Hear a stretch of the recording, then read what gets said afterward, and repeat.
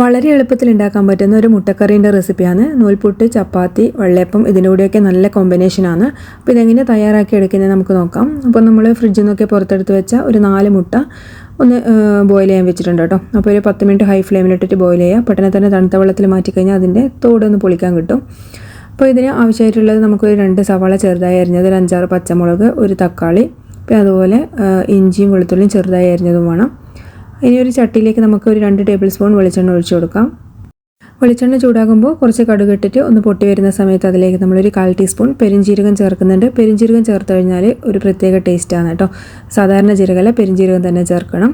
പിന്നെ അതിലേക്ക് നമ്മൾ കുറച്ച് കറിവേപ്പിലയും ചേർക്കാം. അതിനുശേഷം നമ്മൾ നേരത്തെ അരിഞ്ഞു വെച്ച സാധനങ്ങളൊക്കെ ചേർത്ത് കൊടുക്കുന്നുണ്ട്. തക്കാളി ഒഴികെ ബാക്കിയുള്ള സാധനങ്ങളൊക്കെ ചേർത്ത് കൊടുക്കുന്നുണ്ട്. എല്ലാം സെപ്പറേറ്റ് അങ്ങനെ വാട്ടിയെടുക്കേണ്ട ആവശ്യമൊന്നുമില്ല. തക്കാളി മാത്രം ഒന്ന് വേറെ വാട്ടിയെടുത്താൽ മതി. അതുപോലെ തന്നെ അതിലേക്ക് നമ്മൾ പെട്ടെന്ന് വാടി കിട്ടാൻ വേണ്ടിയിട്ട് കുറച്ച് ഉപ്പും കൂടിയും ചേർത്ത് കൊടുക്കുന്നുണ്ട്. അപ്പോൾ സവാള നമുക്ക് നല്ലപോലെ ഒന്ന് വഴറ്റിയെടുക്കാം.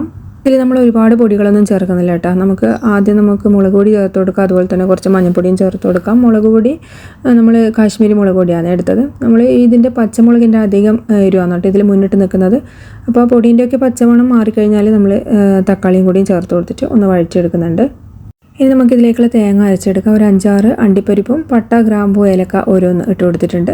ഇനി അത് നല്ല പേസ്റ്റ് പോലെ തന്നെ അരച്ചെടുത്തിട്ട് നമ്മൾ ഈ ഒരു ഉള്ളിയും തക്കാളിയും വാട്ടിയിലേക്ക് ചേർത്ത് കൊടുത്തിട്ട് കുറച്ച് വെള്ളവും ചേർത്തിട്ട് ഇതൊന്ന് നമുക്കൊന്ന് തിളപ്പിച്ചെടുക്കണം. ഒരുപാട് അങ്ങ് തിളച്ചിതാവേണ്ട ആവശ്യമൊന്നുമില്ല കേട്ടോ. നമ്മൾ ജസ്റ്റ് ഒന്ന് ചൂടാക്കി എടുത്തൊന്ന് തിള വരുന്ന സമയത്ത് ഓഫ് ചെയ്യാം.